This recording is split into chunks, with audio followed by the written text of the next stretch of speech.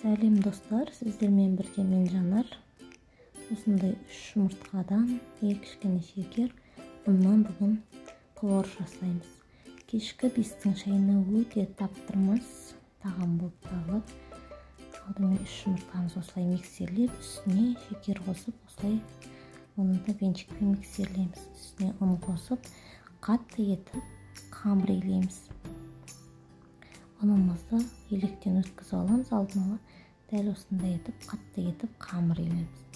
Ол қамырымыз кішкене тынғаннан кейін осылай оқтаудың көмегімен жаятып аламыз.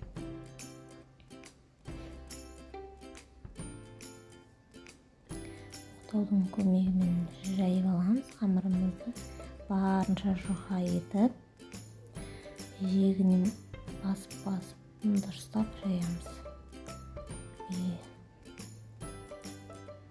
Үлкен етіп жаямыз. Егер қамырларыңыз жабысатындай болса, ұн себесіздер. Дәл осылаймен құсап жайып аласыздар. Барынша үлкейтіп жайып, осылай сосын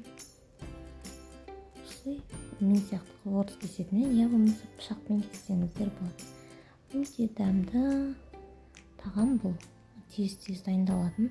Асығыста қонақ келгенде дайындаймыз.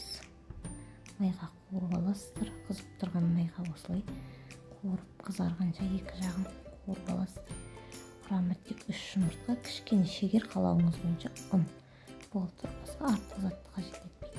Шемшік май болса болғаны. Арнама тіркеліп, лайк, комментарий жазып кетіңіздер. Қуырысымыз дайын. Астарыңыз дәмді болсын.